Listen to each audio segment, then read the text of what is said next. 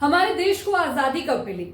हमें स्कूलों में तो यही पढ़ाया गया है कि 15 अगस्त 1947 को भारत आजाद हुआ था और इस दिन अंग्रेजों के साथ लंबी लड़ाई के बाद भारत को आजादी नसीब हुई।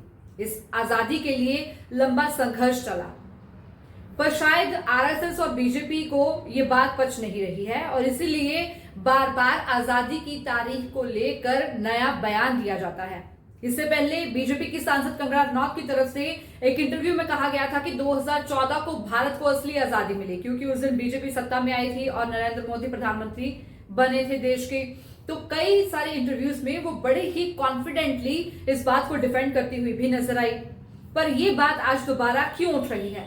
क्योंकि आरएसएस प्रमुख मोहन भागवत की तरफ से एक बयान दिया गया है। इंदौर में वो एक प्रोग्राम को संबोधित कर रहे थे और उन्होंने कहा कि भारत को सच्ची आजादी उस दिन मिली जिस दिन अयोध्या में श्री राम लला की प्राण प्रतिष्ठा हुई। क्या कहा मोहन भागवत ने, आपको सुनाते हैं। प्रतिष्ठा द्वादशी, पौष शुक्ल द्वादशी का नया नामकरण हुआ है। पहले हम कहते थे वैकुंठ एकादशी, वैकुंठ द्वादशी, अब उसको प्रतिष्ठा द्वादशी कहना है, क्योंकि अनेक शतकों से परचक्र झेलने वाले भारत के सच्चे स्वतंत्रता की प्रतिष्ठा उस दिन हो गई। स्वतंत्रता थी, प्रतिष्ठित नहीं हुई। इस बयान पर राहुल गांधी ने कड़ी प्रतिक्रिया दी है। राहुल गांधी ने कहा कि मोहन भागवत का बयान देशद्रोह है। अगर मोहन भागवत ये बयान किसी और देश में देते तो उन पर केस चल जाता। Mohan Bhagwat has the audacity to inform the nation every 2 or 3 days what he thinks about the independent movement, what he thinks about the constitution.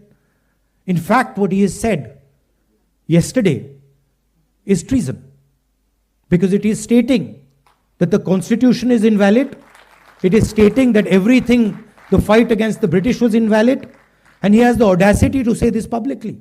In any other country, he would be arrested and tried. That is the fact, right? To say that India did not get independence in 1947 is an insult to every single Indian person.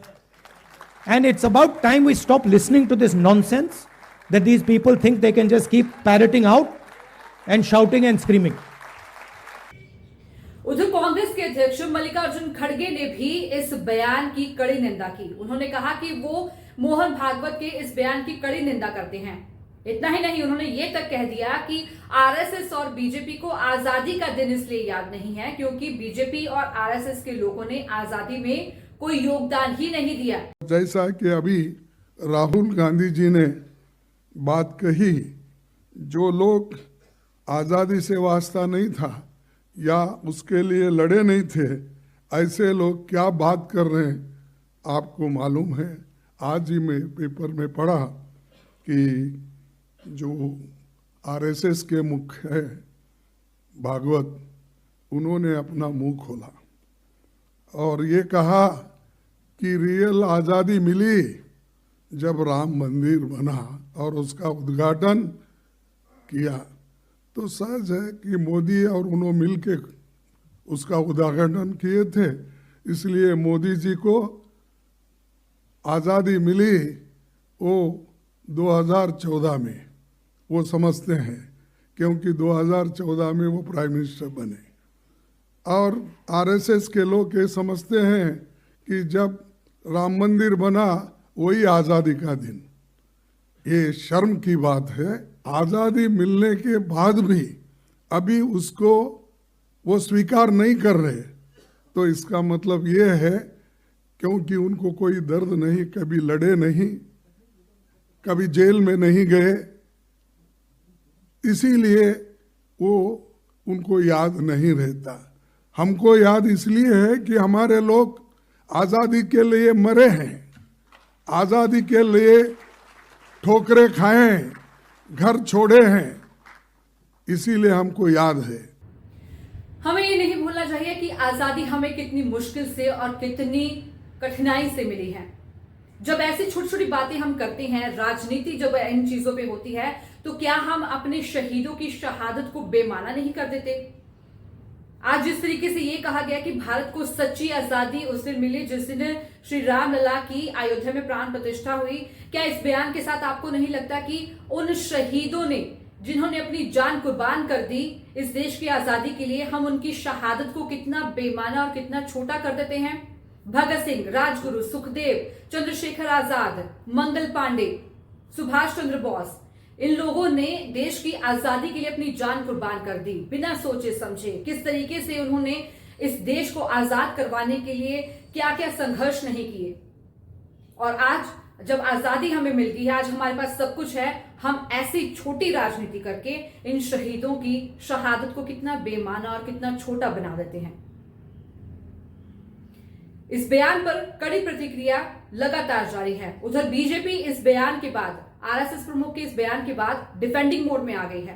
BJP की तरफ से राहुल गांधी के उस बयान को पकड़ा गया जिसमें उन्होंने ये बोला था कि बीजेपी की विचारधारा के साथ आरएसएस की विचारधारा के साथ उनकी लड़ाई है।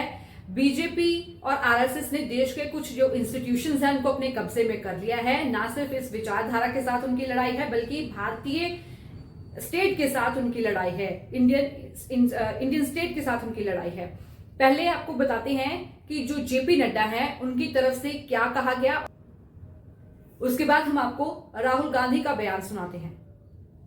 जेपी नड्डा ने अपने सोशल मीडिया अकाउंट एक्स पर लिखा,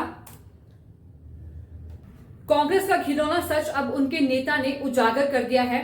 मैं राहुल गांधी की सराहना करता हूं कि उन्होंने स्पष्ट रूप से वह कहा जो देश जानता है, वह भारत से लड़ रहे हैं। यह कोई रहस्य नहीं है कि राहुल और उनके पारिस्थितिक तंत्र के अर्बन नक्सलियों के साथ घनिष्ठ संबंध है। ये लोग भारत को अपमानित और बदनाम करना चाहते हैं। कांग्रेस का इतिहास उन सभी ताकतों को प्रोत्साहित करने का रहा है जो कमजोर भारत चाहते हैं। बात यहीं पर नहीं रुकती। वित्त मंत्री निर्मला सीतारमण की तरफ से भी राहुल गांधी के बयान पर कड़ी प्रतिक्रिया दी गई है।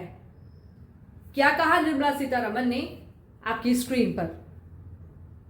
वित्त मंत्री निर्मला सीतारमण ने कहा, विपक्ष के नेता जिन्होंने संविधान की शपथ ली कह रहे हैं कि वह इंडिया स्टेट से लड़ रहे हैं।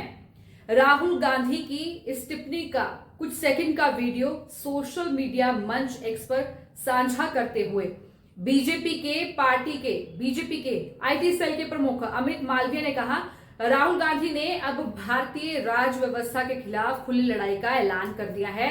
वह सीधे जॉर्ज सोरोस की प्लेबुक से लिया गया है। तो आरएसएस प्रमुख मोहन भागवत के बयान के बाद किस तरीके से बीजेपी डिफेंडिंग मोड में आई है वो तो आपने देख ही लिया है।